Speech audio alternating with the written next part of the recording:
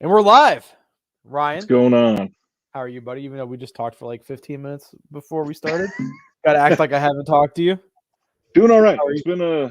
It's been a very busy week at work. I found out I'm Yes. getting a new boss in a couple weeks, and I'm not excited about that. Do you Uh, like this person or dislike this person? I don't know enough about the new one. I worked for her. She was my second line supervisor like 7 years ago, so I barely even remember her. But do you like your old boss that you're losing?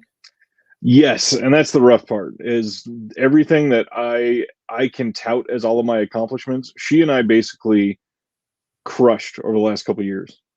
Steven Harada. I gotta make sure that I'm pretty sure Steven Harada. Hello, Steven. Follows me on Letterbox. I gotta make sure that this is the dude I'm thinking of. Oh my god, it is. What's going on, buddy? That's awesome. Um, yeah, I found Steven on Letterbox and started following him. What's going on, buddy? Nice. So tonight we were going to talk about Goodnight Mommy, but my wife sidelined me with and then she goes she goes hey, we're gonna rearrange the living room. So we did, and then she's like, I'm going to bed, it's late. And then we started the new Netflix show Clickbait. I've heard that's pretty good. It's okay. I we're like 3 episodes in, but the acting is getting on my nerves. That's what I'd heard. And I'm like, okay, Dustin Lewis, what's going on? Oh, be excited for a new review coming for the Uber Fun Fort of Death. That's awesome. I love that series. Actually, as you can tell, my Blu-rays are gone because my wife let me put a shelf out in the living room, and I was actually surprised I could fit all of that onto one shelf. And Fort of Death is on the to watch pile. So yeah, Clickbait is okay. It's a cool premise. For those who don't know, it's about this family. The husband gets kidnapped, and a video comes online, and it's him holding a picture and it says, "I assault women, I killed a woman, and then at 5 million views, I die." And it's them trying to figure out where he's at. A little cheesy. I don't think cinema has nailed what to do with like tech yet, like with like texting and like internet searches. I think some have. I think that there are more misses than hits, but like if you've seen it, searching is pretty damn great. I haven't seen Searching. Searching with John Cho, and then it's sort of a meme at this point, but Unfriended, and more so even the sequel is actually pretty decent. Steven says he's excited for the Kamen Rider announcement I mentioned last stream. Yes, there's a big announcement coming from a company. There's Kamen Riders coming in the US, and it's going to be a big one. But there's a thing that they do in Clickbait, which is exactly what they did with Don't Fuck with Cats. Have you seen that? Where they were like, I started it. That one's actually good, but it's like real. So you're like, oh my god, like what's going on? Right. In this one, they do the same thing where they like start like analyzing the background, and they're like, oh, there's a sticker in the back that's only found in this truck, that's only in this region. And I'm like, okay, that's cool. But other than that, it seems like something my wife is going to love. And I had to like look over my shoulder, make sure I'm not getting it looks like something that she's gonna love, and I'm gonna be like, you know. But you want to bring some drama to the stream a little bit? Actually, let me see if I can grab it. I know it's close by.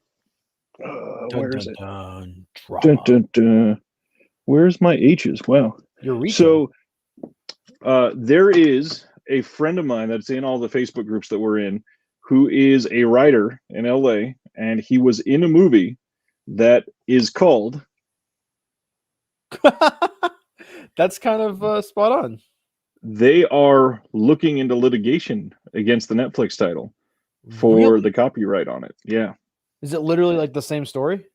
No, a lot of it is dealing with the media advertising with that exact same name, considering how recently this one was released. Yeah, but clickbait's a phrase. Can you do a phrase? What's going on, Ice? In certain mediums, you can, but this one, listen to this. A college student who will do just about anything for internet fame is kidnapped by a fan and her reluctant roommate is the only one who can save her in this horror satire of popularity culture from the directors of Blood for the Tribades. It's a little on the nose with clickbait. So they're looking at it. Do you want to talk about a couple things that we watched this week that we liked? Sure. I want to highlight Kate because holy shit, dude. Kate is, well, let me address this first. No, you're a Kichi Fukusako fanatic, but did you hear that one of his frequent collaborator actors that was also an amazing martial artist, Sonny Chiba? Yes, Sonny Chiba did die a couple weeks ago, and we lost Norm Macdonald today. I woke up at like 3 p.m. today and saw people on Facebook posting about it, and I was like, what? This has to be it. I think I woke up, saw it, and went back to sleep, and then dreamt it. And then when I woke up, I was like, was that real? But Kate is one of the best action movies this year. Like, I was super hyped when they announced it. It's 87 North Productions who've done Nobody this year. They do the John Wick movies. They did Atomic Blonde, Hobbs and Shaw. The big name. Yeah, it's a big name. Bandmate is in Kate, and we'll talk about that because the aesthetic of Japan in this movie is great. And hello, Eric. What happened with the shelves? I got to move some stuff into the living room. I actually got a little section of it for once. He's highlighting them. Yeah, I'm highlighting all my favorites, which was my entire collection. But so Kate gets announced. I'm super pumped. And then the trailer drops. I love the trailer. I was super hooked on it. And then the reviews started coming out, and they're all like in the 20%. Like they're super low. And my expectations went like just dropped dramatically. And the major complaints seem to be, one is that the plot is generic and you can tell the twist coming from a mile away, which is true. I knew right away what the big twist was going to be, and it didn't make my enjoyment any less. I thought the movie was great. And then the other complaint seemed to be that this white woman was just killing a bunch of Japanese men, and I think that is such a fucking cop-out to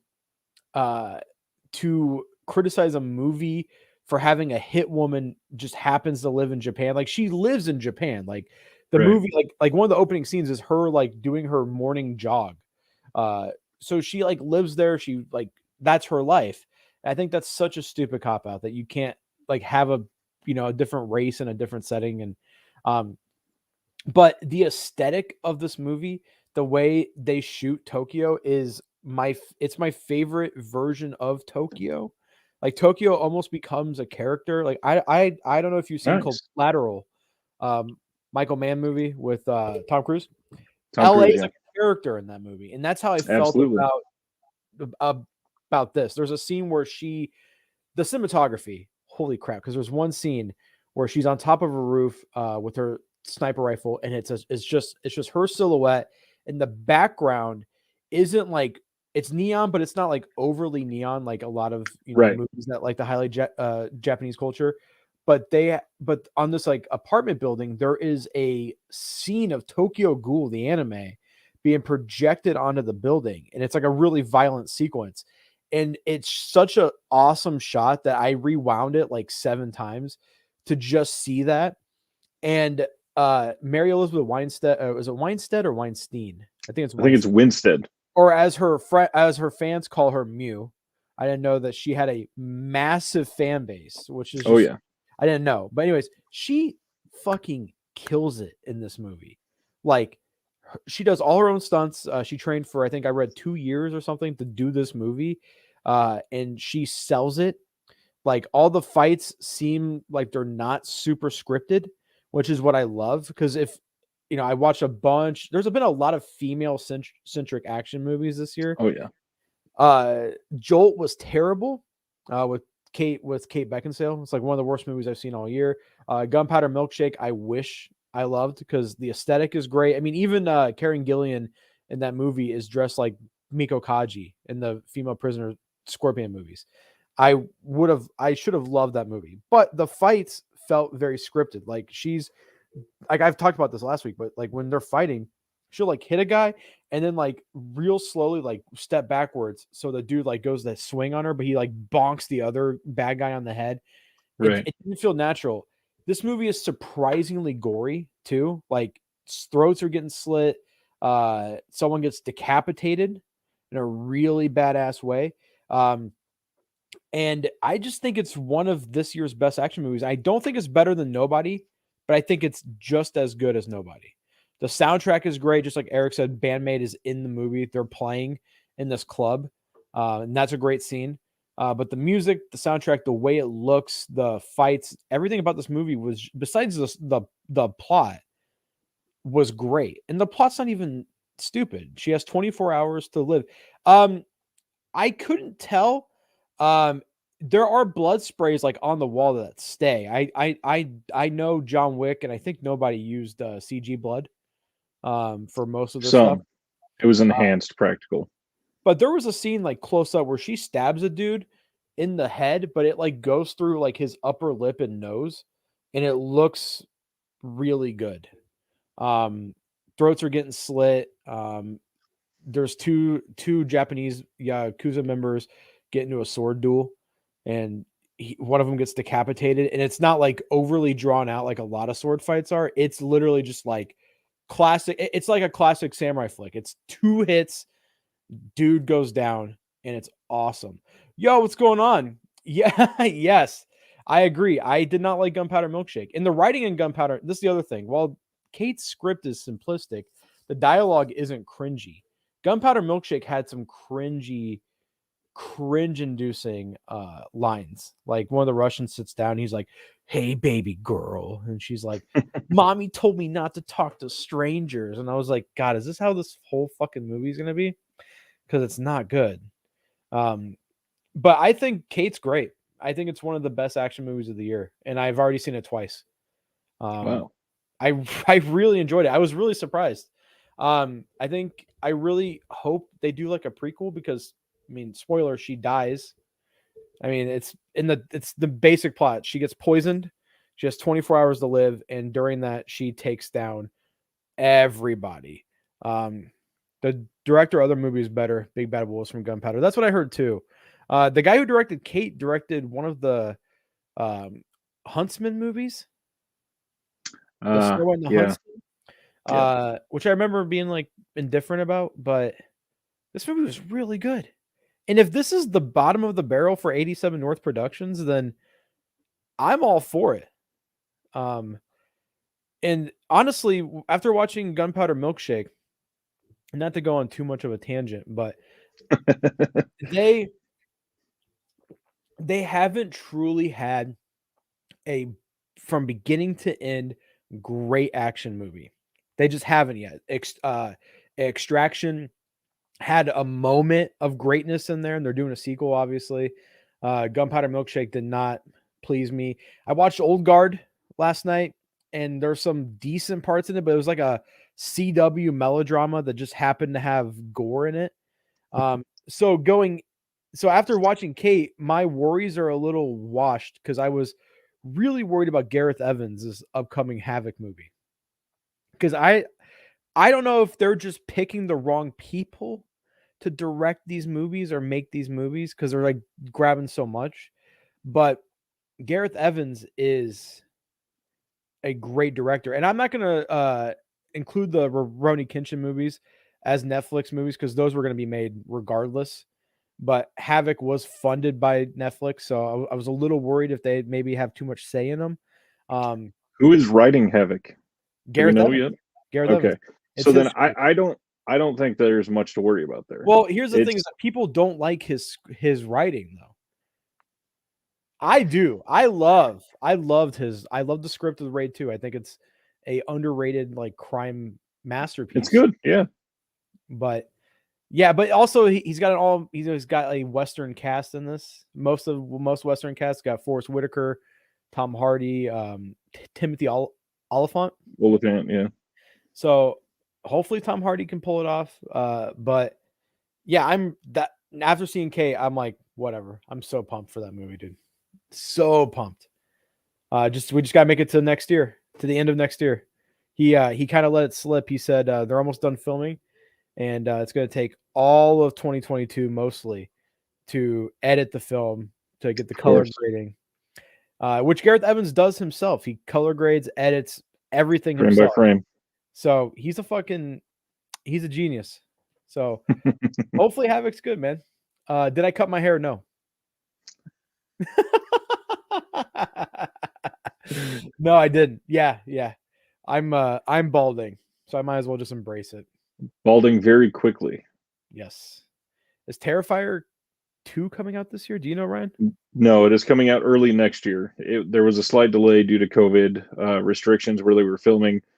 As far as I'm aware, filming has wrapped and they are working on editing it. And it is close to the end of the year, obviously. So I believe last I heard they were eyeing a February or March release.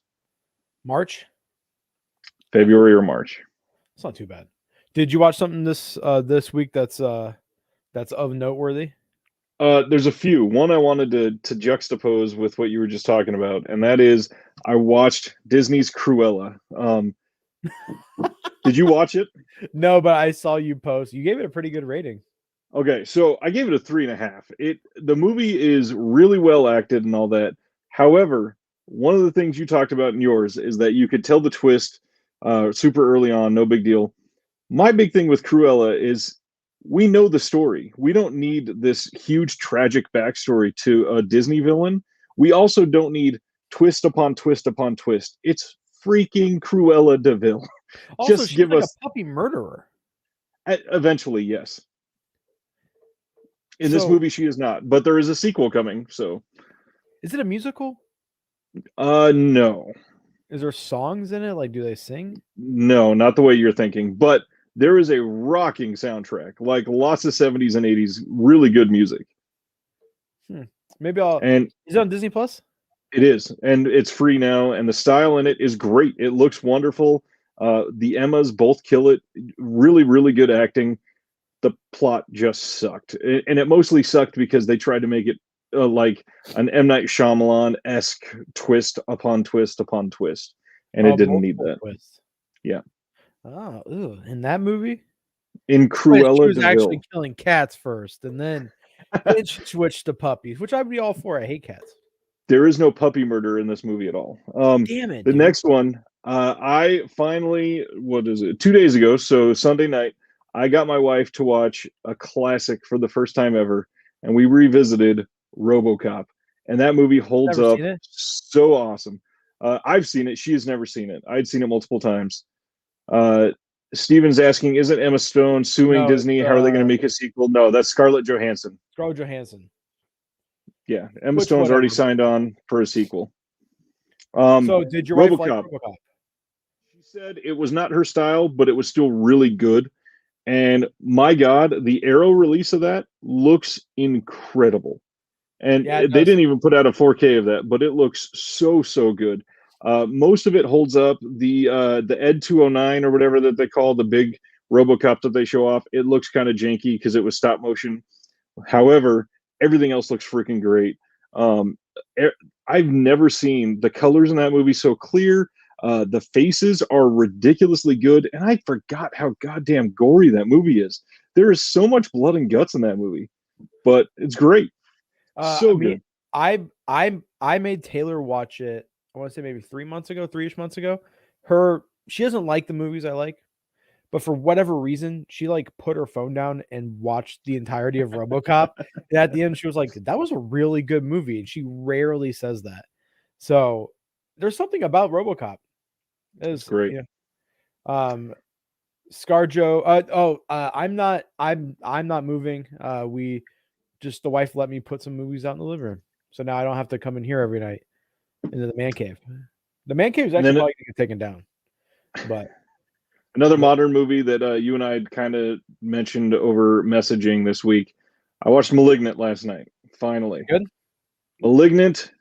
Anybody that's watching this that has any sort of an interest in horror should be watching Malignant as soon as they possibly can. So if you follow my Letterboxd, I gave it a 4 out of 5 stars, and a lot of people are going to be like, what? If you talk so highly about it, how's it only a 4? You got to kind of judge it with the history of James Wan. And first of all, the marketing for this movie is so different than what it actually was portrayed as. And the way that I reviewed this, I'm going to read a couple sentences here. I said, this is such a unique film, and how not unique it is. It borrows from the Dark Castle films from the early 2000s, the neon-tinged Italian films from the 70s, the very genre that James Wan has crafted for the last 15 years, and even dirty movies like Basket Case. Overall, it's just freaking fun. And that's the big thing, is it is so much fun from start to finish, and about 2/3 of the way through the movie, it flips, and out of nowhere, the movie just turns batshit insane. And it is literally like blood nonstop for the last third of the movie. Really? It's amazing. It is such a breath of fresh air, and the fact that for James Wan, a lot of people had gotten bored with his style of, oh, it's The Conjuring or the Dead Silence, where it's just a creepy old house, Insidious, those types of movies. Everything just kind of felt the same after a while. And what's funny is this movie, it sets you up for failure, because the first third of the movie, it is very similar. It's a creepy house, lots of good crane shots coming in over this old creepy house, and you spend some time in it, and there's, dark visages in the background that you're like, what is going on? And everything gets flipped on its head, and it turns into something that you would never expect. And it is so, so good. So I'm going to be a little controversial. I don't like James Wan. I have not liked a single movie that he's done. Besides, he's done Fast and the Furious movies, right? He's done one, and he did Aquaman. And the big thing, I don't think anybody, especially if you watched it when it came out, could say they did not like Saw. Okay, so the first Saw is a good movie. I think that's a great movie. I think that twist is actually fun. It's one of the best in history. I don't think my wife has seen the first Saw movie. Oh gosh. So I think that would be a good thing to watch. Even Dustin, I don't know. There's something about James Wan, and it's one of those directors where, like, I've seen almost everything he's done, and I just, for whatever reason, it just doesn't click with me. But Malignant, from people who I know who also feel the same way, are like, dude, that's a good movie. So I'm gonna have to watch it maybe tonight, unless my wife's gonna take over and make us watch Clickbait again. This week I gave out a lot of 2s this week. A lot of 2s. I finished Guns Akimbo. It's okay. It's a little bit too much style over substance for me. Absolutely. It felt like they needed a bigger budget, because it felt like this, like, super cool, like, cyberpunk techno world, and then it would just, like, cut to, like, the regular world, and it's like, okay, it's kind of boring. It kind of reminds me of the movie Gamer with Gerard Butler. I gave The Fate of the Furious, finally caught up with Fast and Furious movies, gave that a 2. One of the only redeeming things in that movie is Charlize Theron in dreadlocks. She can culturally appropriate all day. I do not care. I thought that movie was kind of bad. Like, you don't betray family. And that's all that Fast and the Furious is about, especially Dominic Toretto. And I'm a fucking huge fan of these movies. I don't think people understand. I love the Fast and Furious movies. But this one just wasn't good. Especially, he had to betray family to save other family. But I think then they even fucking die. Like, yeah. And then I finished Old Guard. I gave it a 2. I watched City of Violence, which is a Korean movie in the style of a Hong Kong action movie, and it's pretty good. But the movie I really want to talk about is Enforcement, which is I don't know if I talked about this last week. I feel like I didn't, because I feel like we watched it after we streamed. But it's called Shorta in Danish. It's a Denmark movie. And it's a little bit too on the nose with what was happening last year with the George Floyd stuff.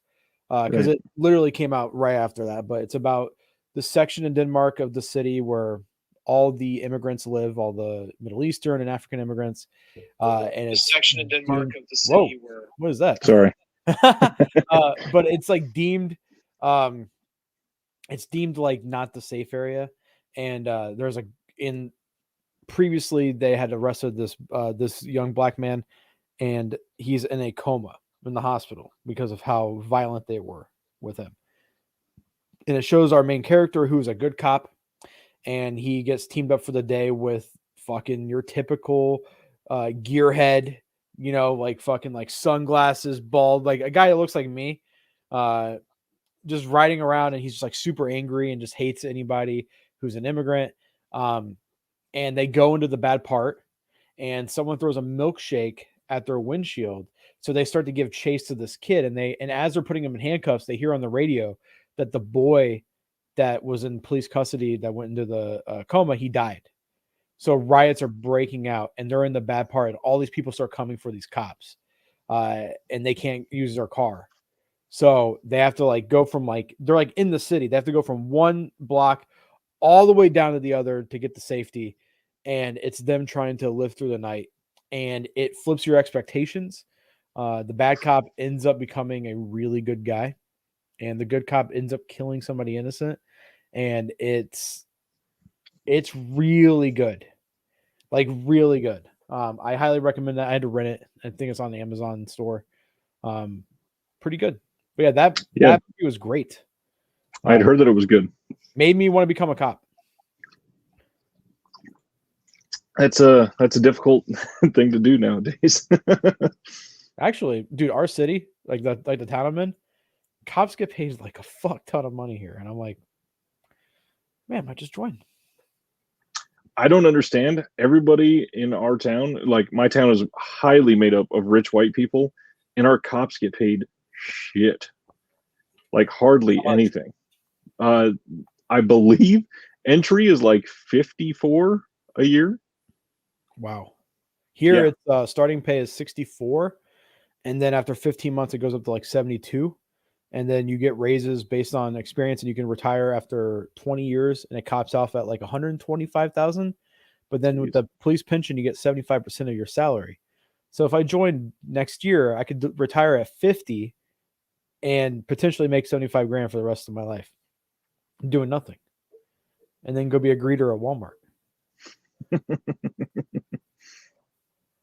But yeah, that's what I watched. We were supposed to watch Goodnight Mommy tonight, this week. That was supposed to be the big topic, but my wife decided. One of us understood the assignment. Yes, well, I understood it. I just didn't get to execute it. But yeah. Did you have any pickups this week? Zero. Yeah, I think everything's coming out at the end of the month. We got the Duel to the Death, Riccio. Yes, Steven, it is the Swedish film. There's a version of the Lighthouse that was made in 2016. Huh. Like same premise, like full of cum and everything. Because that was the best part of the movie. Are we talking about the Lighthouse still or the Green Knight? A24's got a lot of cum in their movies. A lot of cum. What is going on with them? Someone needs to go check up on them. Make sure they're all right. Yeah, even Adam Sandler says, "I'm gonna come." The Snake Girl. Oh, Eric mentioned Snake Girl and Silver Haired Witch. That's out on the Arrow Player. I watched it, and what a fucking bizarre movie. It's labeled as a kid's movie. It was made in Japan as a child's movie, and it's not. Like, I would not let my kid sub 12 watch this movie. Like, it's horrifying. How is Godzilla Singular Point? Not that good. The big thing in physical media right now too is delays and everything. Everything is getting delayed. What got delayed? Pretty much every company is having major delays right now. Arrow has Death Screams and Children of the Corn is at least a week or two delayed. Scream Factory has had multiple delays. There's another big one. Second Sight got one or two delayed as well. And the big thing is just COVID for places like there's not enough truckers to drive shipments, literally. So stuff, that's another one from Imprint. Zhang Yimou, the set got delayed by 2 weeks. Alone in the Dark was delayed, should be shipping if you pre-ordered from Scream by the end of this week now. Everything is getting like a 1 or 2 week delay at least. Because there's no truck drivers. Exactly. And by the end of the year, with the holiday season coming up, that's only going to be exacerbated. I guarantee you. There's stuff coming out like everybody was joking about Severin's folk horror box set that got announced for December 7th, saying we won't see that till 2022. I would be surprised at this point if we saw it by February 2022. Now I'm kind of worried about the Shaw Brothers set coming. I would not be surprised if that was delayed at least until the end of the month. Are you serious? Yeah. We're gonna have to postpone our end of the year thing so I can give the number one spot to that box set. It's so stupid that like I already know. I'm like, Right. Unless they fuck that set up, it's like I've already seen every movie. It's gonna be the best, you know. But man, that sucks for people who like bad movies though, because Severance sucks. Second Sight sucks. No, I'm just kidding. I'm just kidding. I would argue Second Sight might have the most consistent catalog of any label ever. Yeah. I don't think there's any movie that they've put out that I would say is objectively bad. No. Everything that they've announced, I'm like, damn, that's cool. The only thing that you might put there, which at this point, people my age, it's looked at as a satire, is they put out the Super Mario Brothers movie. Did they do like a big limited edition for it? No, it might have got like a steelbook, but it was one of their first 10 releases. So that's such a good movie. It genuinely is. It's so much fun, and it's so stupid. I remember we had a grocery store behind the restaurant, and we'd go rent VHSs. I remember watching it for the first time and being scared as a child, being like, what the fuck is this movie? No Shaw Brothers under the Christmas tree. I don't even get presents anymore. I just and we don't need to start that rumor. That's not guaranteed yet, but it's most likely going to be at least slightly delayed. Deflex is a Sailor Moon with a machine gun. I know it's not Sailor Moon. Any good? Yeah, it's a pretty fun movie. I'm gonna pick it up. Like that's an instant buy for me. I've already pre-ordered it. I think the rest of the year is. I mean, we don't know what's coming in December, but besides Shaw Brothers, but I think generally December for most labels is a very light month. I mean, yeah. Last year, Arrow put out Tremors and Versus. Right. And Versus was awesome, but yeah. And Tremors is amazing too. I just usually it's only, sometimes it might still be banger releases, but it's only like 2 or 3 rather than the normal like 5. Steven says thoughts on the new Neon Genesis box set. I think it's good. I'm just really confused because they did there's 3 versions. I don't think the limited edition one that was $300 is worth it. I think that I think Shout Factory's putting out like a regular version, or G Kids is. It's super cheap. I think it's like $60 for all of it. I'd get it. The super limited version is the only one that's getting the original audio or the dubs or whatever though. And I kind of leaked that before. I said that on the stream. From what I understood, that there was going to be 2 separate releases, and that's what ended up what it was. The original dub, and then you're just getting the Netflix dub, which is whatever. Nerds complaining about dubs, but that's me. I was pretty upset about it. I was pretty upset, and then they also don't even have the Fly Me to the Moon as the closer. So, just Zero asked where we got our Arrow US releases, and Flip's answer is going to be Cinema Classics. Cinema Classics. By the way, if you are into Cinema Classics, which you absolutely should be, they're having a sale, I believe, still on Synapse releases right now. 50% off, super quick shipping. I think that sale lasts through Friday of this week. Otherwise, you also got an answer from Ice. Diabolic is where I get almost all of mine because I pre-order them as soon as they're up. Orbit DVD gets them in. Orbit also gets the Arrow UK releases. Really good shipping from all of those. So what I do is US releases, all from Cinema Classics. Cinema Classics. If it's something that I'm afraid might go out of print, like a limited edition, I pre-order from Diabolic instantly. And then I use Orbit. Orbit just surprises me. Like I go there like once a day, and it's just I'll see like what the new imports are, because their imports are priced really well. Yep, super competitively. I think I got Violent Professionals for like $28. Yep. And I was like, damn. So, where did you pre-order Robotrix? I use so for that and Riccio, I pre-ordered from Terracotta Distribution. Same. They sell just Asian movies. They're in the UK, so you got to pay for if you want it tracked or not. But I think I paid less than $120 for both those limited editions shipped with tracking to the US. So, Gridman's here too. Gridman, my good buddy. He's literally in my phone as Gridman, and I'm in his phone as Juspian, and because we're both big Tokusatsu fans. So, and we talk on the phone a lot. So, if you go to Orbit DVD's site, they are already showing as one of their headers that they're going to have Riccio in stock on September 27th.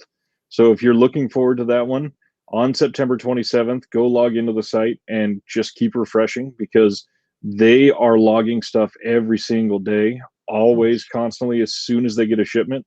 And I'm willing to bet as soon as they have Riccio, they will likely also have Robotrix. Riccio is just the bigger draw by name, obviously, so they're advertising that one. They have a Django collection DVD that was super out of print. It's the Blue Underground one? I don't know who this is, but it's 6 movies. It's A Man Called Django, Django the Runner, Hanging for Django, which we got from Raro, Django, A Bullet for You, Return of Django, and Pistol for Django. That first DVD was like $140 on eBay a couple weeks ago. And they have it right now for $17.99. Yeah, I'm buying that. And Tough Ones is back in stock. Hell, nice. Yes. Wait a minute. Space Runaway Ideon is getting a re-release. No, I sold Jeff my Ideon box set. Oh, I don't know. I can't answer that question, Deflex. Don't ask me about releases for stuff. Because I can't. If I say no, but if I say yes, if I say I can't answer, then it's just like you guys kind of know. So quit fucking asking those questions. Fanatical Dragon says, "Did you like Daimajin? It's the same filmmakers for the early ones, the Takeshi Miike for the last. I'd say worth it. I do think the Yokai Monsters box set is cool. I'm still on the fence though, because I hunted those DVDs down for a long time. Ice had to help me with the third one because it was super out of print. And now the box set gets announced, and I'm like, I just spent all that time, like literally like 3 or 4 months finding these fucking DVDs. And I don't know if I like them as much as Daimajin. Daimajin just feels so cool. You know what I mean? Like it's just the special effects still hold up. Yokai Monster is like stop motion. Guys, everybody's worried about your movies. they're in the living room. My wife let me make a shelf of my favorite. Print a picture of spines and just tape it to the back of it so it looks like there's movies there. I should just take pictures of like what it looked like before and just like get like a curtain with them on there. I got jacked. Yeah, I got robbed. They just went for our movies, nothing else. They didn't go for the fucking computer or the stack of monsters I have. They stole movies and his hair. but they left the beard though, so glad you weren't robbed. Yeah, me too. Have I ever told you the weird I almost got robbed story at the restaurant? No, don't think so. So we live in like a really safe town. Well, what am I going to fill it out with? Pornography. I'm going to fill the back. That's the obvious answer. Obvious answer. I'm going to become a Vinegar Syndrome pornography fan. In 4K. Sex World. Is that in 4K? It is in 4K. That is the dumbest fucking thing ever. But we live in a good town, and when I'm there at the restaurant by myself, I usually have the back door open to get a nice breeze in there. I have music blaring, and for whatever reason, my mom and dad, when they leave, they say, "Hey, lock us out. Be safe." I never do, but for whatever reason, this one night, I locked the back door, and I'm mopping, and I had my headphones in this time because I think my dad was watching a game or whatever, and I had my headphones in while I was mopping. I thought I heard something, but I thought it was just my podcast or whatever I was listening to. So when I get to the front, there is a dude with a mask on and a bag trying to open the front door and like banging on it. And he sees me. We just make eye contact. And it was like 10 seconds. He just turns around and walks away. It was like, what an idiot.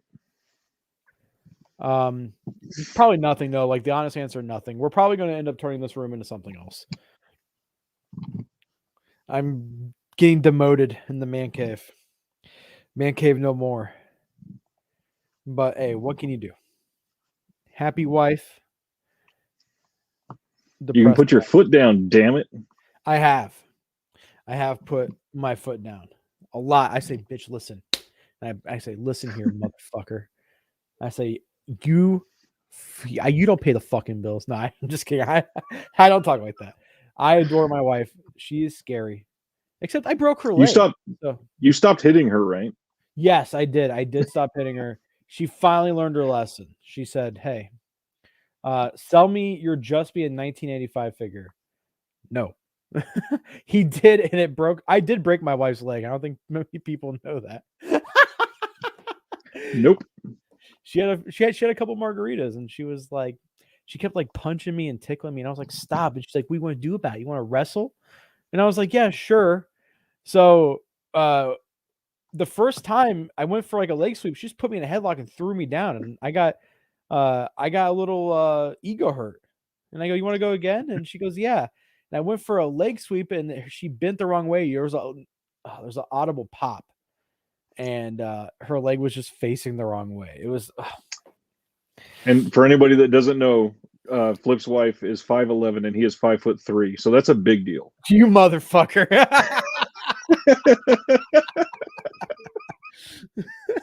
No, I'm 5. Oh, sorry, you got a haircut, 5'1.5".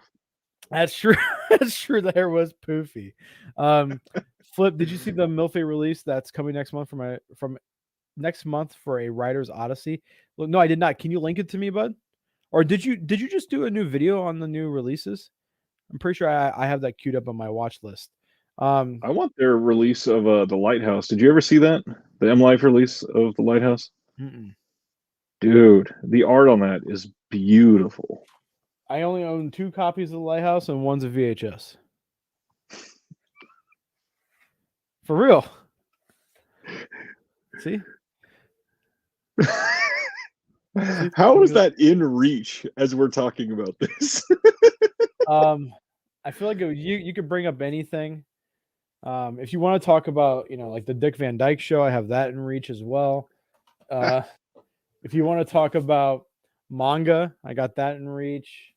If you want to talk about Pompeii, I have a dog made from the volcanic ash of Pompeii, just sitting there. So if you want to talk about that, if you want to talk about Gears of War, I got something we can use to fix your hair. Oh shit, that's cool. I have a energy drink that I have not opened since 2009 is when I bought this. The Emulsion Gears of War 2 or maybe 1 energy drink. It's still liquid. Is it safe to drink? I'd imagine so with everything that's in it. Should I try drinking this live on stream? Let me. I gotta get the Hot Topic sticker off of it. You're gonna open it. It's gonna pop out like one of those prank snakes because it's all formed into something. There's no Best Buy date that I can see. That's because back then it was still Circuit City. That was a terrible pun. I'm sorry. That was good. That was good. That was really good. Yeah, there's no Best Buy date on this. It's kind of cold, which is weird. And it's still kind of liquidy. Everybody's telling you not to. Why? This looks awesome. How many milligrams of caffeine? It doesn't say. That's because each can is a mystery. Probably. Actually, it's probably underneath this fucking Best Buy sticker. I mean, this Hot Topic sticker. Damn it. Let me see if I can find it. Okay. 350 milligrams of caffeine. Flex is asking if Ron is getting a 4K Steelbook release. It is. It is getting a very, very limited Best Buy exclusive 4K Steelbook release. It's going to be very limited. So whenever it goes up, pay attention, get it pre-ordered as soon as possible. Or just buy the Studio Canal one in the UK. Yeah, unless you're super into steelbooks. Like this last week, ugly steelbook. We kind of got proof of that this last week because this one, I don't know if you've been paying attention to that. You can't get the steelbook anywhere, and this just came out on Tuesday, and it sold out on pre-order for the most part. Really? Yeah, nobody could find it in any stores. There was like 20 copies across the U.S. that were not pre-ordered. Well, that's a bad movie though. Ron's a great movie. So we've had a good friendship. I'm gonna be clicking Lee Studio. I love The Thing. The Thing is great. Did you know that the prequel, there's a practical effects cut of that movie? There's not a practical effects cut. They wanted to do everything practically, and the studio would not allow it. They started with practical effects, and it was too expensive to finish that way. That sucks. Yeah. Johnny sent me a picture of the set that he's talking about. Oh my God. It's beautiful. Kind of a hot take on the Thing prequel is it's not that bad. Just the CGI is obviously the worst part. Isn't Mary Elizabeth Winstead in that movie?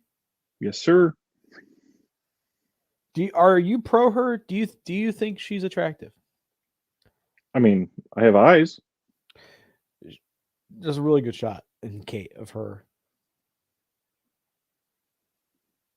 Speaking of attractive people, you see the new James Bond trailer? I did. The new Bond girl? Looks pretty good. I'm excited. I might actually go to the theater for that. Who's your favorite Bond? Speaking of hot takes, I'm not a big Bond guy. Like it's good. What? I've never loved any of the James Bond movies. Like I'm not all about them or anything. What? Yeah. What? You don't like James Bond? Not that I don't like it. I'm not like huge on it. I'm not like James Bond is coming out, I gotta go see it or anything like that. To be honest, the one that I've seen the most is probably Pierce Brosnan, just because of when I grew up. He fits for me. I do think Daniel Craig is probably the most formidable Bond. He's probably the most talented. I mean, he's clearly the most talented actor when playing Bond. I think physically, Craig is he's the buffest, right? He's like the most physically in shape. I mean, yeah. The rest of them are kind of like, they're not fat, but they have like, they're not fat like dudes, kind of. They're just like dudes. Yeah.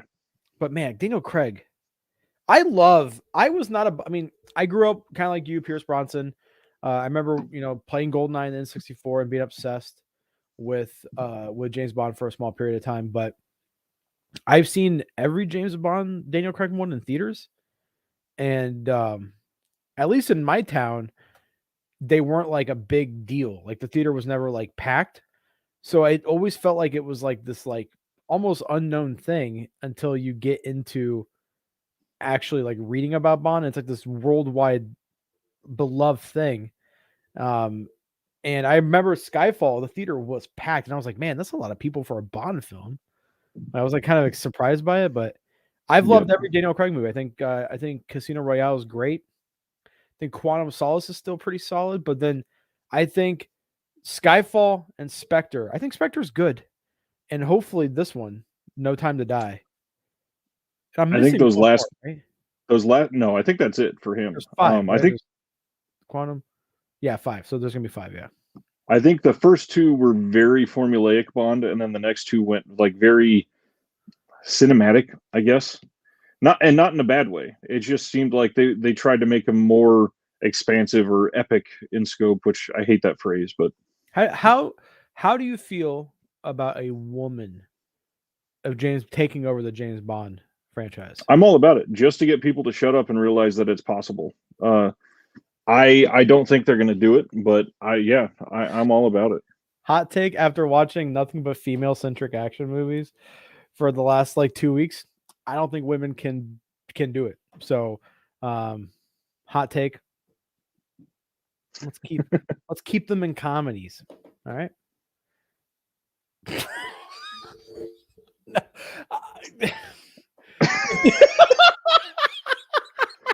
So now, not only is Flip a racist, I'm also sexist. No, I mean, whatever. I think that chick that they're showing off in the new one, the black chick, I don't know how. I don't know her name. I don't know how else to describe. There's nothing wrong with that. I get it. I think she looks like she'd be a badass as fucking James Bond. And I like John's question here: would the woman Bond screw a lot of guys? God, I hope so. I hope the point. Normalize it. Yeah. Normalize sexuality. Nothing wrong with that. And that's, to be honest, unsubbed says Zero. Zero says unsubbed. When the rumor was that it was going to be Idris Elba, I was all about that. Dude. He would have been great. Yes, I think he would have been great. But honestly, if they do a woman, they need to do somebody who can sell the action. You know, don't get Kate Beckinsale. She's terrible. Don't get who was that? What's the movie Anna that came out? It was not good.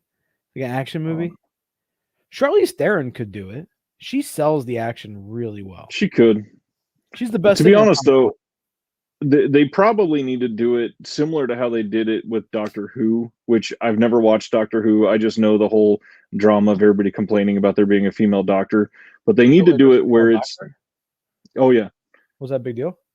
Yeah, it was a huge deal. Like, all kinds of nerds that have never seen a woman were so pissed off. If they're going to do it, they need to make it like some unknown female from the UK. Just make it somebody that is training like crazy right now that nobody really knows. She's only been in a couple things, and make her the star.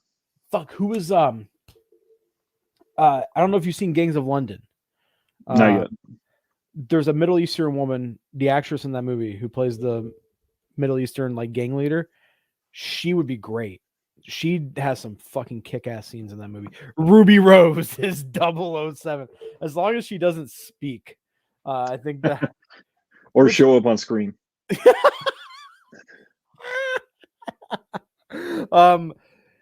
Dude, here's the thing though. I kind of don't want them to make it a woman for one reason, because I don't want another thing that I love becoming a cultural war. I don't want James Bond to turn into like I don't want to have to like, I like looking up James Bond shit now and it being just like about James Bond, about the best movies, about the best action sequences, who's the best Bond girl. I don't want that to turn into a fucking cultural war. But if they do pick a girl, they better get some hot fucking guys to be the Bond men. Like make them super fucking hot. Like, who's a hot British guy? None of them. Ricky Gervais. Ricky Gervais. The whole time he's just bitching about Christianity. He's like, come on. Why'd you say, oh my God, God's not real? Who's a hot British guy? Oh, the dude from Peaky Blinders. There you go. Killian Murphy. Yeah, Killian Murphy could be James Bond. Just make him James Bond. Well, he's getting a little old in the tooth, kind of like Daniel Craig was. And to bring it back to, he's not that old, but he's getting there. And you want him to be able to have at least another 10, 12 years so that they can do at least 5 or 6 movies. Tom Hardy as James Bond. I love Tom Hardy. He's had too many franchises already. Not enough, man. He's great. Actually, after No Time to Die, they should rest the series for a bit.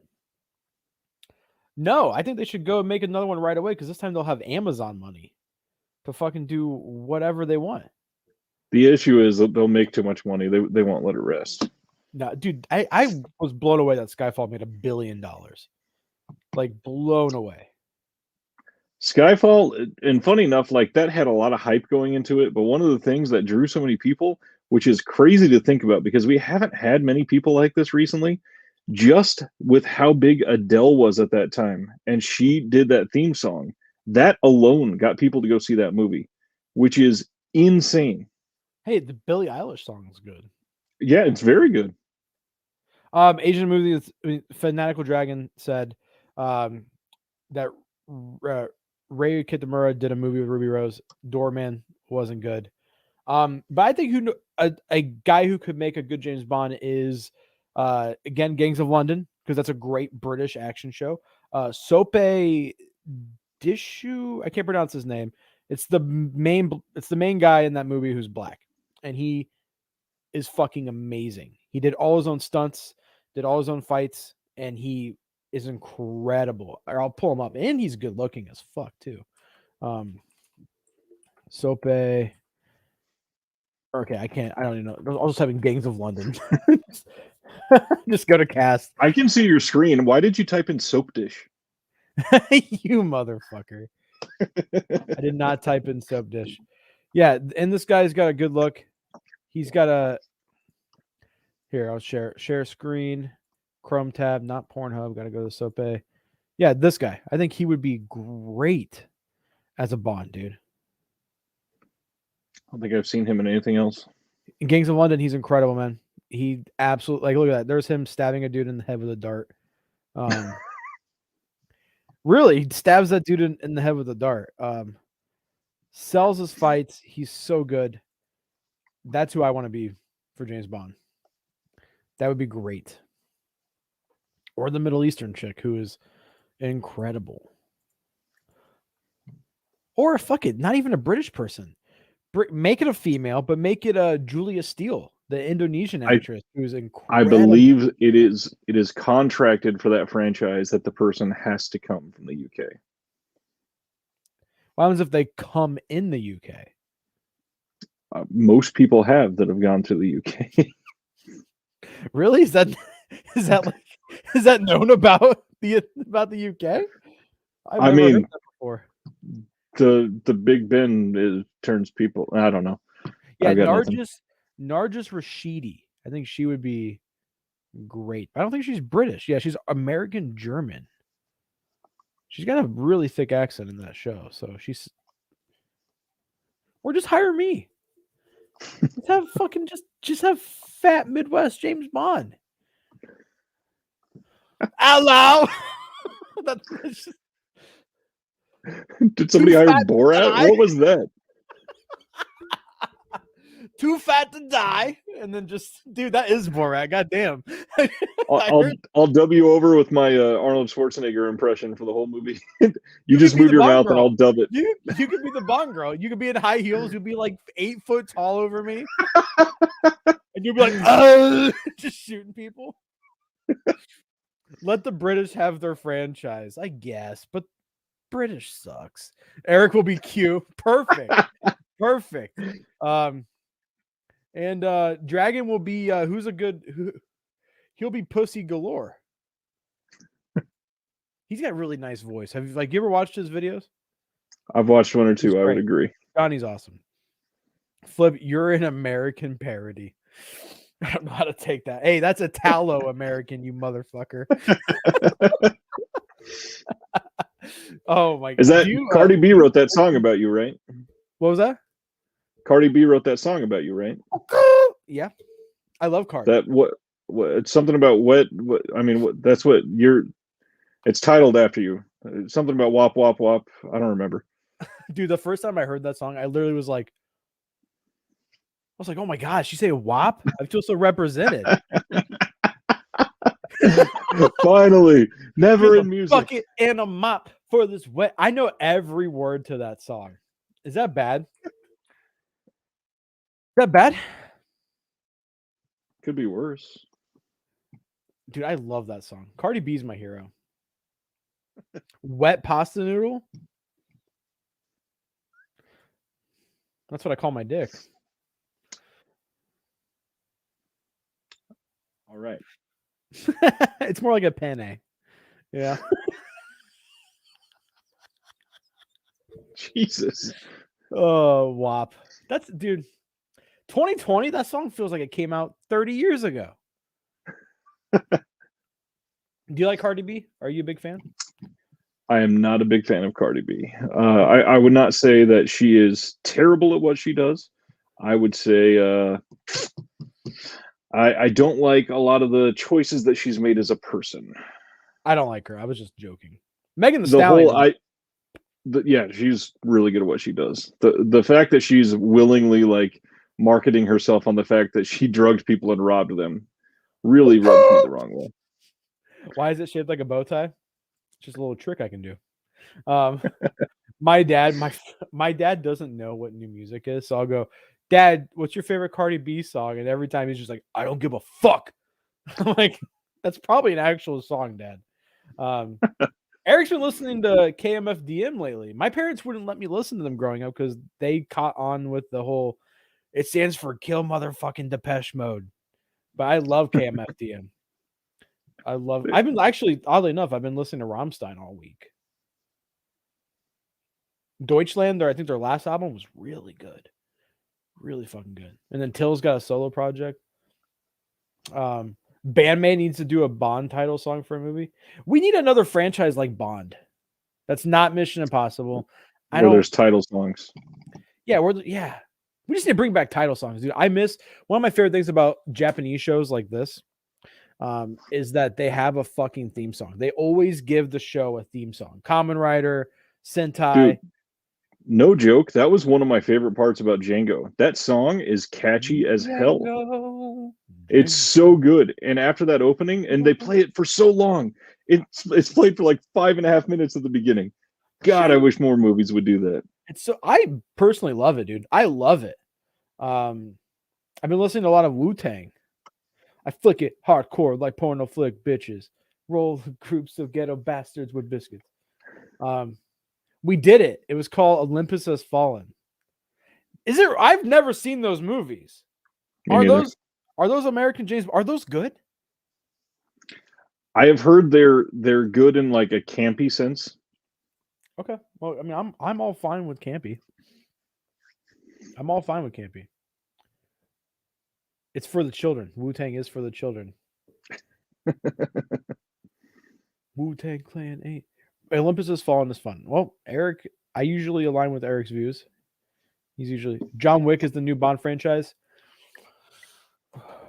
I mean, hopefully we get like 100 John Wicks. I'm down with that. As long as they stay up in quality. I am worried about the fourth one though. I am worried. Who's in like okay, if we did like an action hero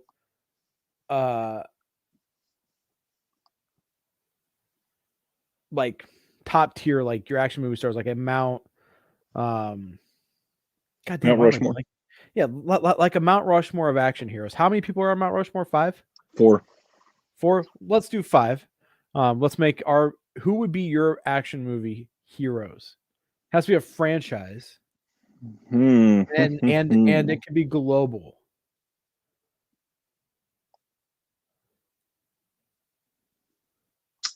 That's a very good question. I am making it a franchise makes it a little more difficult. I would say Rama from the Raid would be on there. Yeah, that's the first place where my mind went, but that's tough too. I would say Lone Wolf from the Lone Wolf and Cub series. For me personally, up there. I'd honestly say John Wick. John Wick. I guess John McClane. If you're going to go for something like that, like this might be a hot take, but I think in the grand scheme of things, revisiting them now, I think Rambo would be a better choice. I would say yes if they stopped after 4. I think 4 is just wild. That movie 4 is insane. But I think if you knowing how 4 and 5 are, if you go back and watch the first few, it is very odd seeing how, in a sense, every single Rambo movie has this point where a switch gets flipped and Rambo suddenly turns into a horror villain in every single movie. Dude, could you imagine being hunted by Sylvester Stallone? 5'3", jacked to the gills. He's scary. Ethan Hunt. Absolutely. So here's the thing. Ethan Hunt. Would you put him on the Mount Rushmore? Not for me. No. Not really. Mission Impossible? I'd rather have like Schwarzenegger from the Terminator. I would say for me, Ethan Hunt is a maybe on there. The thing with me is the first 3 movies are not even that great. Yeah, but to be fair though, the worst of the franchise are all directed by J.J. Abrams, Brian De Palma, and fucking John Woo. Yeah. And that's the worst of the franchise. And the rest are directed by I can't even tell you who's directed the other ones, but they're the best. Man. I would say Ethan Hunt's on the reserve. He's like, if the government gets more funding and they can chisel out another head, Ethan Hunt is on that list. Here's one for you. Dominic Toretto.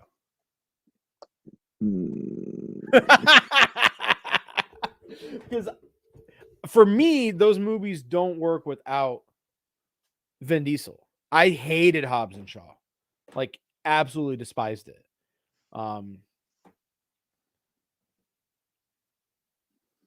And those movies are like, dude, in 5 when they steal the vault. Are you fucking kidding me right now, Ryan?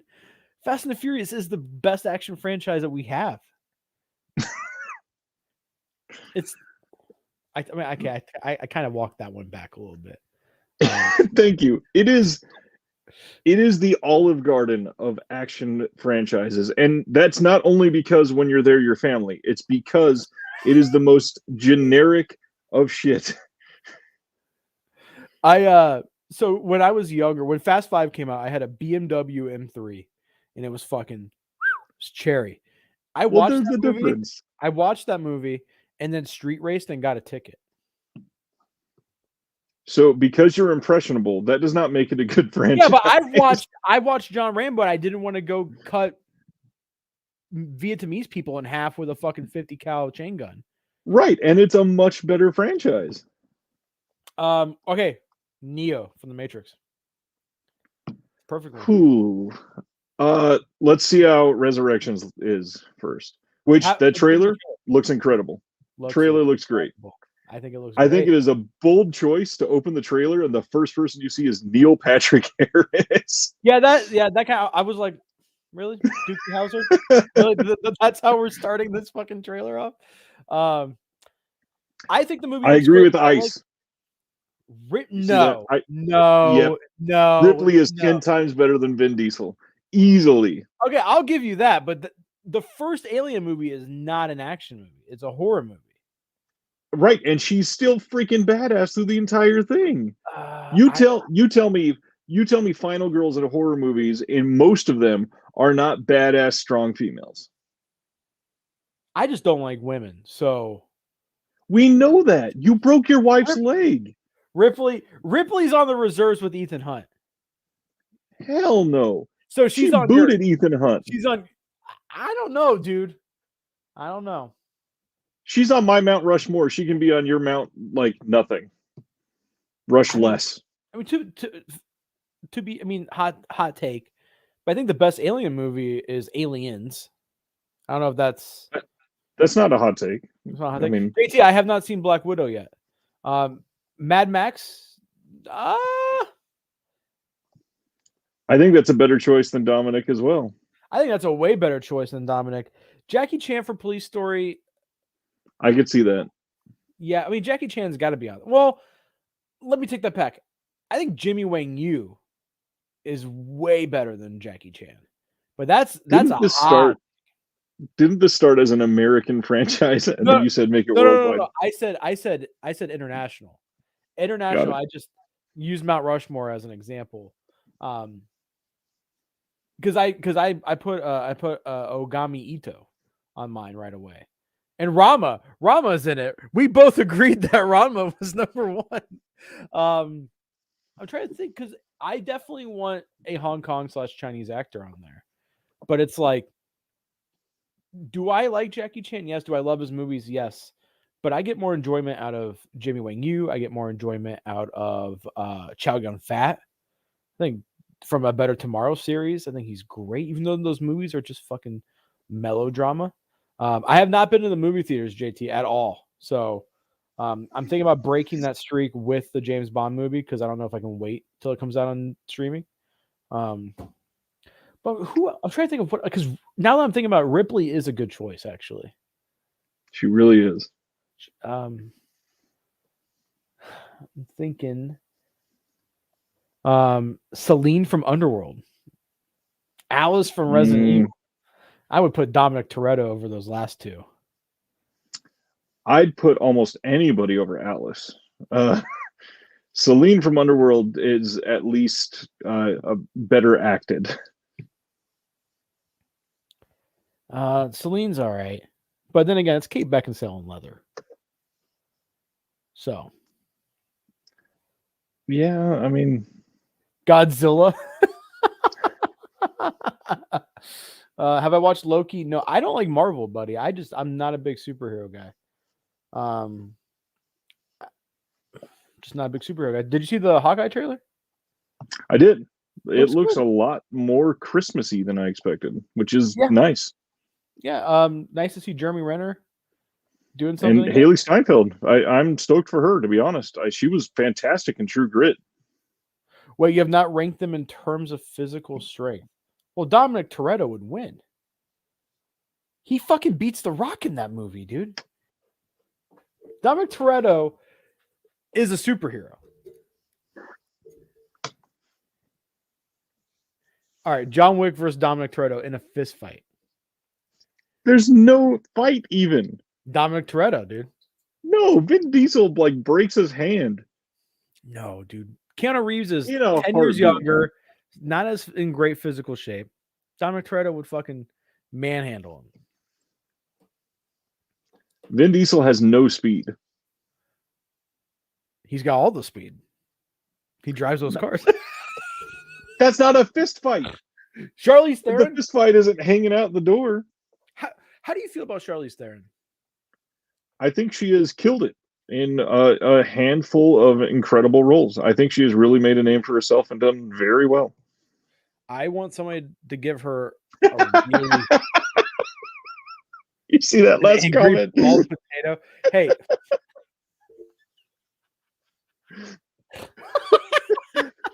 Oh, man. Oh. That's it. Vin Diesel is like unsalted gnocchi. I really like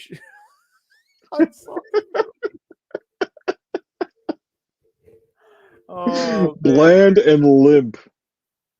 I think my review for Fate of the Furious was you just don't betray family. Just because he literally does that in the fucking movie. I was so mad. Dude, he has 5 cars all hooked into him, and he fucking flips them and keeps going. He's so cool.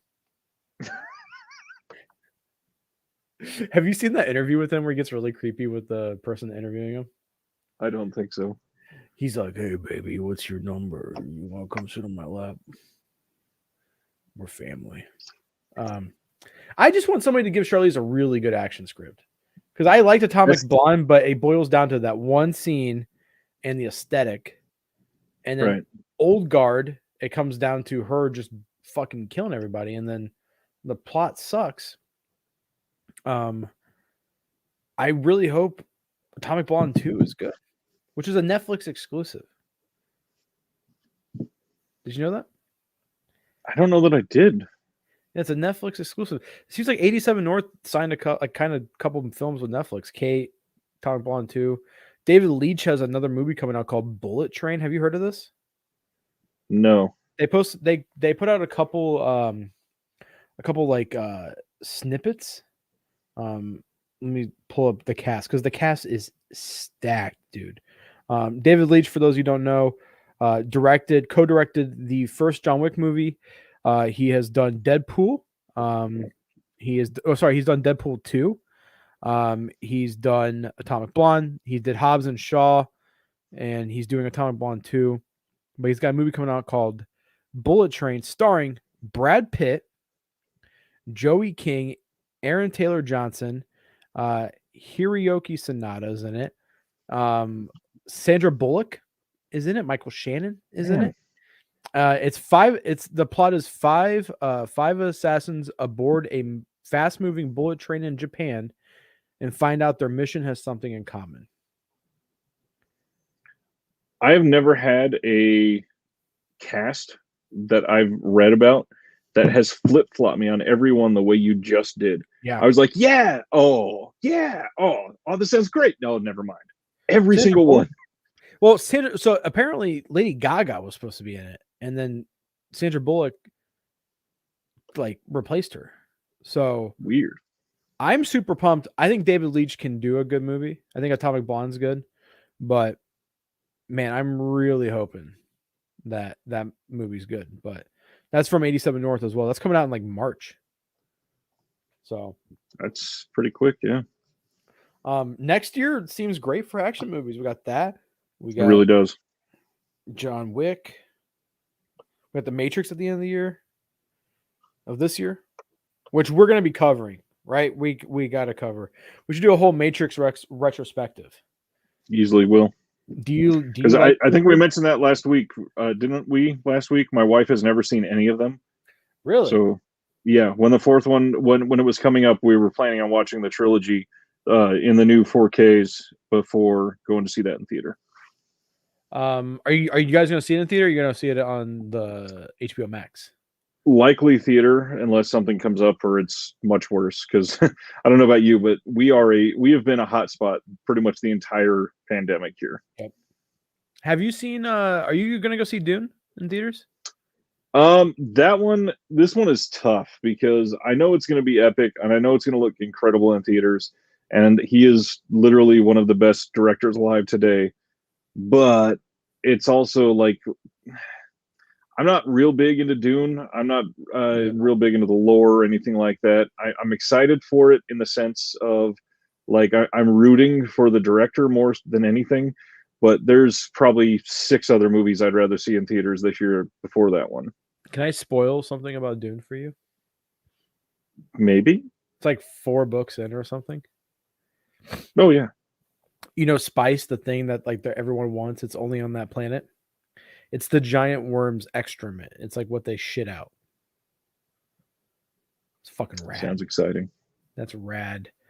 HBO Max for Dune and Matrix 4. I'm thinking about HBO Max because my wife will not let me do anything in public because of the pandemic. Because our niece got COVID and got really sick. She's the same age as our daughter. So my wife is just super paranoid, won't jinx it. And people here, it's a very anti-mask area. So yeah, same here. I'd be the only one with a mask on. But I might do James Bond just because I actually love that franchise. I might do at 10 o'clock on a Monday afternoon when no one's around. No one's. We have a couple theaters here that have done very well with actually keeping people spaced out and locking off chairs and stuff. So that's been nice. I already went to the theaters for fucking Space Jam 2. So yeah, I would not risk my life for fucking Space Jam.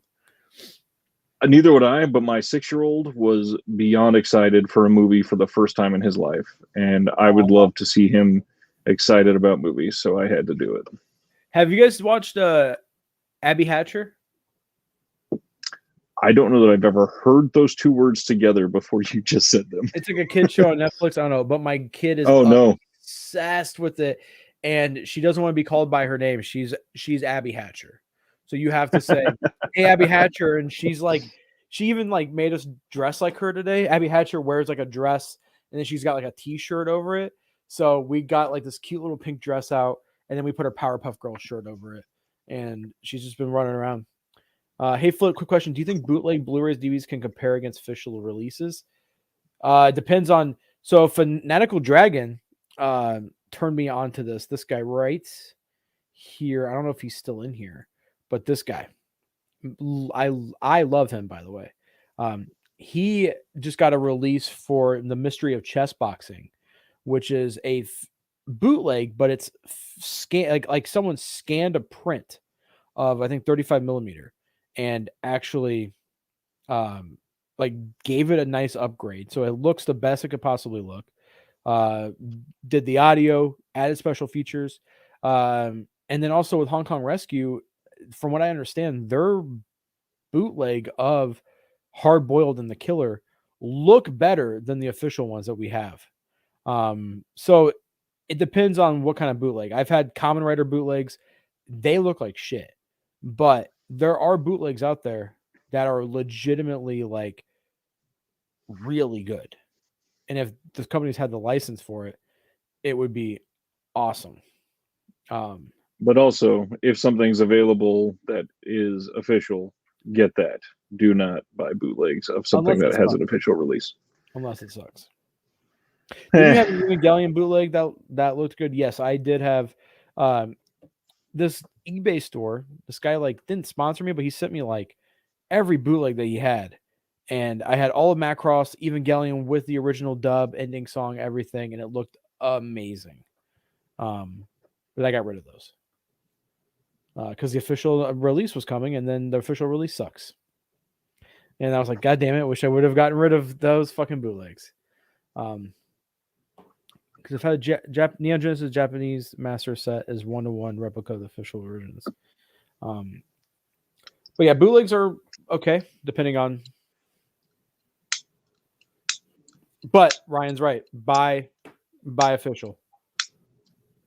Because I'm sure there are releases out there that would have happened if the bootleg wasn't around.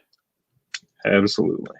I think someone said that actually. I think Kino said that, like they would have licensed something if it wasn't like already bootlegged. Well, it's even worse. Somebody, a company that you and I both have supported and talked about on here, and Eric, if he's still in the chat, has talked about them before, I believe, as well. Third Window Films. Third Window, that's right. Yeah, they just posted a screenshot that said it sucks that we just put out the first release of this movie, and if you Google the name of the movie, the only top results of it are official bootlegs and people torrenting them, and that sucks. I mean, why would they continue to put out Blu-rays and spend money on transfers, which are not cheap? It is not cheap to put some of these movies out. So if nobody's gonna be buying them, oh yeah. And I feel like that's probably their Honda set that's coming out might be like top 5 favorite releases of the year. I love those movies. I've already got them pre-order. They put so much love and effort into their releases, and they go like it seems like unnoticed. Yep. And they're super underrated. Everyone go support Third Window Films. Like they are legitimately the best. Like I love them. And you can buy those the limited editions they have. They're in stock long after they get sold out elsewhere on Terracotta when you're also pre-ordering Robotrix and Rikio. Yep. Yes, Robotrix. We need to cover Rikio when that gets released. Have you seen it? I've seen the old Blu-ray that was out that wasn't that good. I also saw the old edited version. God, I don't remember if it was a TV cut or what, but it's also been a very long time. I remember very little about it. So you don't think the Gundam Hathaway will get a U.S. release? I don't. But that's just because of Netflix. Just like Dragon was saying earlier, he hopes that the final 2 Kenshin movies get a Blu-ray release. But yeah, Netflix very rarely puts their stuff out on Blu-ray, and it sucks. I did not say Hanzo release, but Eureka does have a out-of-print DVD box set of Hanzo the Razor. So, the Kung Fu Robber, yes, that is who the Mystery Chess Boxing. That movie would have fit because it's also a Joseph Kuo movie, and that box set that Eureka announced. Mystery Chess Boxing is probably his most famous film. It's been sampled by Wu-Tang Clan. I would have loved to have had that included. I don't know why. Maybe just the masters aren't good enough. But as a bootleg, it looks good. you know. So, but I'm glad that you finally got yours and did a review because I was hesitant to pick it up, but he says it looks great. So I'm gonna be picking it up. Ryan, did you notice his logo is the Shaw Brothers logo? I love it. It's so fucking good. Netflix put out Castlevania, Violent Evergarden, and Be the Beginning. That's true, they have, but they also haven't put out The Night Comes for Us. Any of their movies. I mean, most of their movies are still locked behind Netflix. God, they put out the last Coen Brothers movie that will probably ever be made, and they haven't put that on. Wait, that's the last. That has not been, because Ethan, I think, is the one that has literally retired. I didn't know that. Yeah, Ethan Coen won't be doing any more movies. It'll just be Joel, or the other way around, one of the two. Yeah, Devilman Crybaby never got a U.S. release. And that's one of my favorite animes of all time. So, I mean, but then there are like the oddities, like The Irishman, of course, got released from Criterion. Marriage Story. Yeah. Flip, what do you think of the I'm Back movie series? I think the first one's a masterpiece. I think the other two are okay. Is it easy for someone to self-distribute their films? Who, Netflix? No. Netflix, it would be easy. Anyone else, no. Like the director of a movie, no. It's not easy just to release something. I wonder if it's just because people don't want to because they're on Netflix, or if it's Netflix because, like, you know, people are pointing out there are the oddities, like there are releases of certain things, but is it just because people don't want to support? Like they don't want to like put something out that's already on Netflix in case of revenue loss? A lot of the Netflix things, they're contracted that they can't be released elsewhere. They have to be exclusives. Damn, what the fuck? Because I would love for a fucking Blu-ray of The Night Comes for Us, which you haven't seen yet, have you? No. That's on my soon-to-watch list. Watch it this week. Let's talk about this week. Maybe. Oh, it's so good. It's so fucking good, dude. Imagine The Raid, but less finely tuned choreography and more blood and gore. It's gorier than any other horror movie in the history of movies. For real. For real, dude. I mean, have you seen the Evil Dead remake or reboot or whatever you want to call it from 2012? I love that movie, dude. It literally rains blood in that movie. This movie's pretty close, dude. There's some good stuff in that movie. Remember Chocolate being a good time movie. I love that 2012 Evil Dead so much. It's a good movie, man. Yes, abysmal. Most of the streams have stayed up except for the ones I do on Mondays, which I didn't do. I'm running to the restroom. Be right back. Duty calls. Ryan, take care. Flip had no pickups this week. I've got a couple that I can talk about. It is a big week for 4Ks for old physical media, so we finally got Shawshank Redemption on 4K. Kind of lame artwork. Anybody seen this? It's only okay. Wish that would have been a lot better. The color scheme does not seem to go very well with Shawshank Redemption. Purple is an odd choice, especially that light purple. But interested to see how that looks in 4K. Also one that I've heard good things about, a Disney 4K, which is pretty rare, is I finally got In the Heights. Have not seen this yet, and looking forward to watching this. Zero is asking if there's going to be a Don't Breathe 3. I am willing to bet that there will be a Don't Breathe 3. There's been a lot of really good reviews on the second one, so it would not surprise me. Dead Alive is gorier. Honestly, I would agree there, Steven. That's one of the higher ones. Fractured Visions with the big announcement. Man, Fractured Visions, they do some really good work.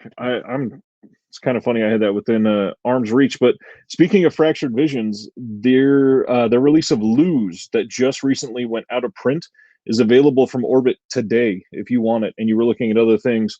Orbit has a lot of copies from what it looks like. They had a ton ready to go, and it's fairly inexpensive. They're not charging out of print prices or anything like that. So if you wanted that one, get in on it. Flex asked, do I have the Joy Luck Club in 4K? I do not. I got to be honest, I did not even hear about that one getting a 4K release. Is that from the studio? Joy Luck Club.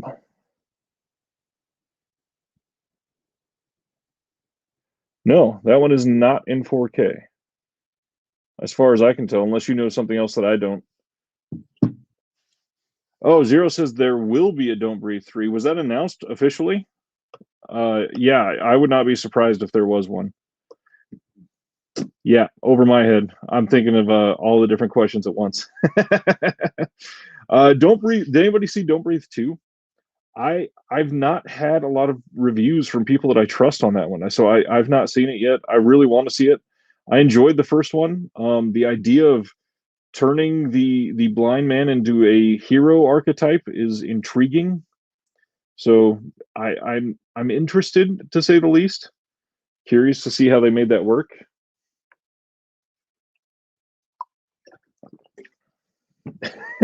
You're good, Flex.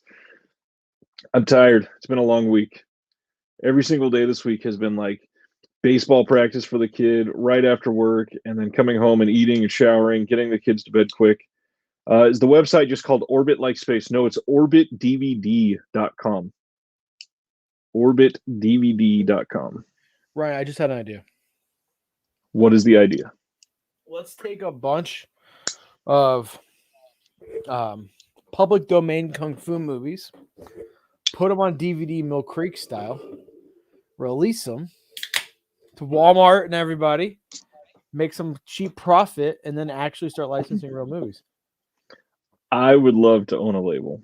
That would be incredible. I want to do like very specific films, like Yakuza movies, spaghetti westerns, samurai flicks, kung fu movies. This company is kind of doing that already. This is Golden Ninja Video. We've talked about them before. Last time we talked about them, they were doing their Indiegogo. And I don't know if you saw, they made enough money that they got their stretch goal. And Justin was able to purchase a film scanner. So for the first time, they're going to be putting out scanned films. That they're doing themselves? That they're doing themselves in-house. Huh. I wonder how much a film scanner is. How much is that? He had to raise $30,000 to get it.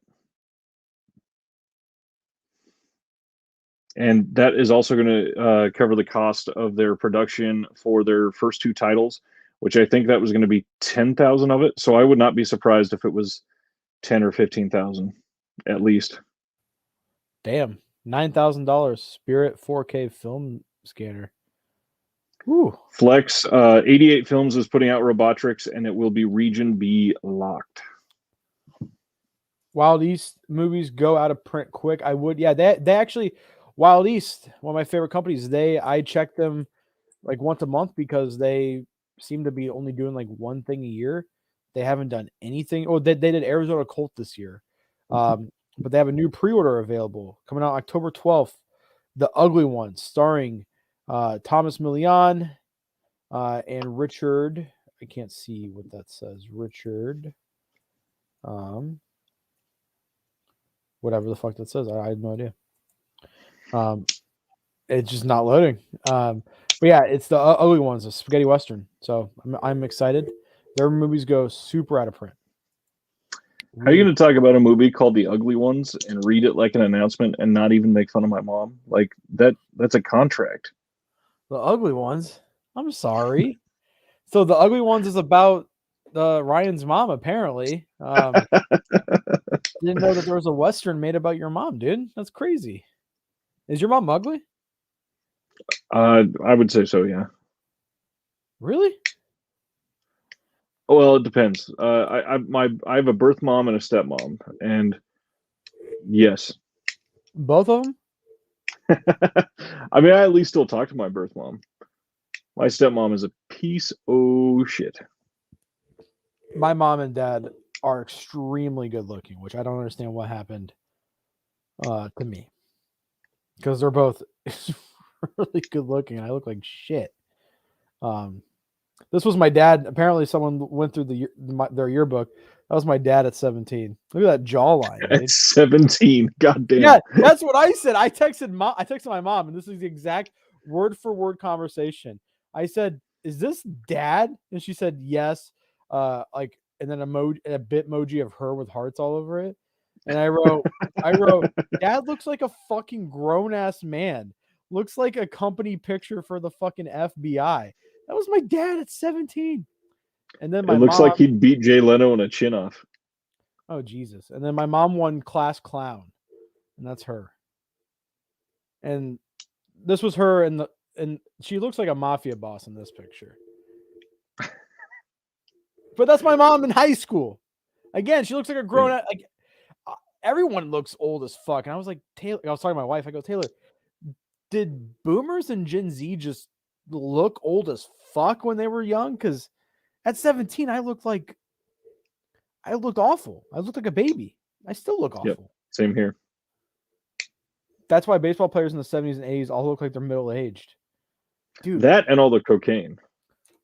That's true. Well, my dad doesn't look 60 now. It's weird. My dad has aged gracefully. But back then, he looks like a fucking grown-ass man. I just saw something very inappropriate on my phone. Dude, my favorite thing when I was younger was when I would go take a huge shit, would take a picture of it and just send it to everyone I knew, and just whoever had the best response, I would like go get Jimmy John's with them. Like, hey, what's up? We're gonna go get Jimmy John's. I just sent you shit. One time when me and Taylor first started dating, and this is how I knew she was the one. First started dating, I said, hey, I have to go to the bathroom really bad. I have really bad IBS. So I went into the gas station, and I was in there, I'm not kidding, for like an hour. And she was like, what's taking so long? And I just sent her a picture, and she just wrote, Jesus Christ, why? Actually, tonight when like we got home, I go, oh no, I have to poop. And as we're running up the stairs, I'm farting, and I could hear in the background her going, just like she's like, it's like, what the fuck? Why didn't you tell me? I was like, I said I have to poop, and then I ran. Why did you keep following me? That's on you. We went to Disneyland one time, and there was a giant crowd. Where were we? It was in California Adventure. Something new was about to open, and there was tons of people. And I wanted us to get through real fast. And for everybody watching, like, this is my water bottle. I am a large person. I'm 6'5". I weigh more than 350, and I went in a crowd of people, real loud. I went, oh no, I have diarrhea, it's coming, and grabbed the back of my pants and like high stepped marched through the crowd, and they just moved like I was parting the Red Sea. It was amazing. And they let me through, and then I just waited at the other end patiently for my wife. I was like, hey, what's going on? That's awesome. Ice says, fun fact, there was a baseball player called Johnny Dickshot. That's a great name. It's true. Speak of the devil. Hello, babe. I was just talking about you on stream. Talking about how I was farting in your face while running up the stairs. Do you have anything to say about that? Do you want to tell the people? Do you want to yell real quick? Okay. Did you guys hear that? Hey, Tay. I'm gonna ask you a few questions. You gotta talk loud, okay? That's not all. Those monsters aren't all from today. 1, 2, 3, 4, 5, 6, 7, 8. There's not. Yeah, those 8 monsters aren't from today. 10? They're not from today. Look, we gathered you here today because we care about you, and this is an intervention. We just want to let you know. All right, Tay. What did you think of the Raid movie? No, talk loud. It was awful. Why was it awful? It was just boring. What the fuck? You hear this? What about Robocop? Remember Robocop? You liked Robocop. Mm-hmm. Remember the cop that was like a robot? Baby, all things are the same trope. Like, okay, wait. Talk loud. You gotta tell people. All of his stuff is the same trope. I'm getting confused. How is it the same trope? It's just like dude movies. Yeah. Yeah. So you didn't like the Raid 2 at all? You didn't think the action was good or it was gory? The action was fine. It's just I don't know it. The You just don't like Asian people. The storyline wasn't good, and there was no romance. There was nothing funny in that movie. He was in love with people touching his fist. What's your favorite movie, Tay? If they would have expanded on the brother and sister or whoever those two were, I wish they would have. That was the wife. I wish they would have like showed their story more. I think that would have been cool. Because they were like a duo. Oh, you're talking about the baseball bat and hammer girl. Yes. Were they brother or sister? Or were they Because that would be a cool like spin-off, I think. What's your favorite movie of all time? Remember? I don't know. That's a really come on. Just say what your favorite movie is. You made me watch it recently. Breakfast at Tiffany's. That's not like my favorite movie. I just really enjoy the aesthetic. Twilight? No. Twilight 3. Twilight 3 is that the good one? No. I don't know. Oh, Breaking Dawn's a good one. My wife says. She said no. Which I've is the never one seen any of them. I watched them with her. She made me watch them. They were actually. I'm not saying by the end. It was like watching the football, like the Super Bowl. Yeah, at the end, I was like, because they're just straight up ripping each other's heads off. What's your favorite movie that? What's your favorite movie that I've shown you? What do you think of Kung Fu and Samurai? That sci-fi movie that we watched where they're like, do you know what I'm talking about? The one that they went into some like world. They went through that sci-fi movie. Do you know what I'm talking about? A sci-fi movie where they went through a screen. Yeah, do you remember what I'm talking about? And there was like a bunch of crazy creatures. Oh, Live, Die, Repeat with Tom Cruise. Cool. That was a good movie. What do you think of samurai movies and kung fu movies? Just from the bottom of your heart. They're all the same. Shut the fuck up. I honestly haven't watched enough to tell you what I really feel about. She did say, because every samurai movie there's like a girl getting sexually assaulted, and she's just like, what the fuck is going on? Every time she's like, I think you just like watching women get sexually assaulted. That's just Japan. That's just Japan. It is super weird. Ryan makes his wife watch movies. I do not make my wife watch movies. She willingly watches everything. So she willingly watches everything. He has a horror movie that we should watch tonight that's on HBO Max. Malignant. Is it the Conjuring guy? Yeah. And Saw. It's a Saw Conjuring guy, also one of the Fast and Furious. Insidious. Is it really gruesome, she said? The first 2/3 are not. The first 2/3 are not. And then it gets crazy, he says. Do you want to watch it? Oh, no, he has not seen Clickbait. We're going to be watching Clickbait, Ryan. You can watch Malignant? Or do you want to watch John Wick? You haven't seen the first one yet. Do you don't want to watch John Wick? You still got to watch Goodnight Mommy, too. Oh, we have to watch Goodnight Mommy, too. We have to watch Goodnight Eric Mommy. says, keep her away from the tumbling doll of flesh. So Eric says we should watch The Tumbling Doll of Flesh. How do you feel about that?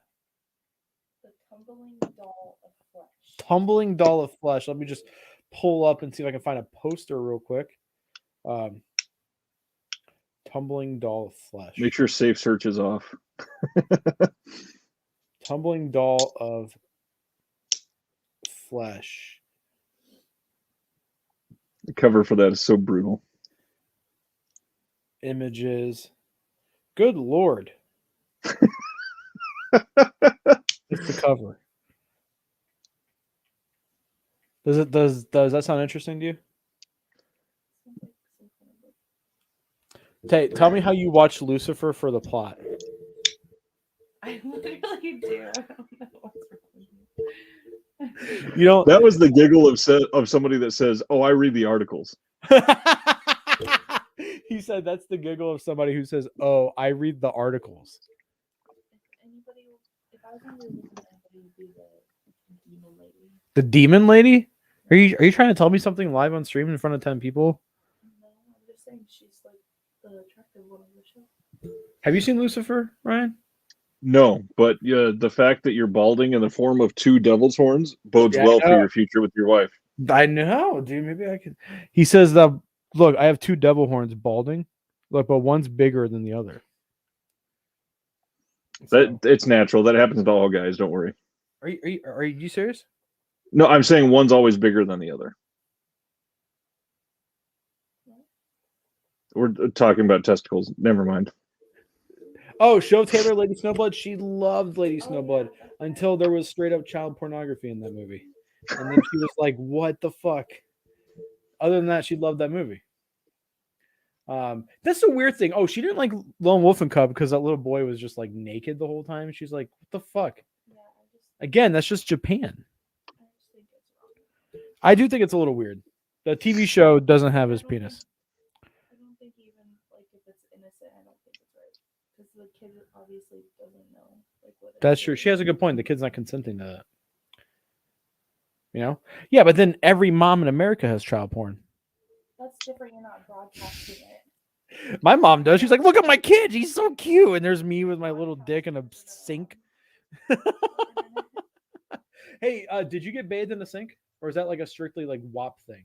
Oh, no, that is definitely a universal thing. Here, I gotta highlight this. Tay, at the top of your lungs, how do you feel about this? I've watched it way too many times. She hates Juspian, dude. I watched this way too much with her. You don't hate it? You don't? You want me to play the theme song? No. All right. Well, we're gonna end it because I think I'm gonna go spend time with my wife. Almost 2 hours again, and Ryan and I are going to be doing this a little bit more structurally. We're gonna save the bullshitting, like I think, which I think is my favorite part, is just shooting the shit with him. Sink baths are for babies who have trouble pooping. Well, that really happened to me. So we're gonna have like sections to our shows going forward. We're gonna try to put them up on podcast platforms, and we're gonna try to be a little bit more professional with it until neither the beginning or the end, where we have the bullshit section of the show where we just shoot the shit. But we're gonna come up with a name other than just talking movies. So brainstorm some good ideas. If you guys have any suggestions, you can win a free pizza. Now I will buy you a free pizza. You just tell me your address and I'll call your local Domino's and have one delivered. So yeah, we're gonna get going. Next week, do we have anything planned next week? We'll talk about it off air. Okay. And we should get our wives to do an episode without us one week. All right, guys, have a good one. Go subscribe to Ryan. Go subscribe to the Tumbling Talk of Flesh. Love it. That's actually legitimately good. Do I have to pay postal? No, I have to pay postal. Tumbling Talk of Flesh is fucking great. That's awesome. But yeah, we will talk soon, guys. Go subscribe to Eric. Go subscribe to Fanatical Dragon. And my wife says go subscribe to her Etsy store called Good Givings if you want a good baby clothes that she makes right there on our sewing machine. They're really nice. I wish Ice needs to start a YouTube channel because he's one of the most knowledgeable guys. So go subscribe to Ice. Make him have a channel. Good night, guys. He's got 1,000 subs with no videos. Peace out, guys. See ya.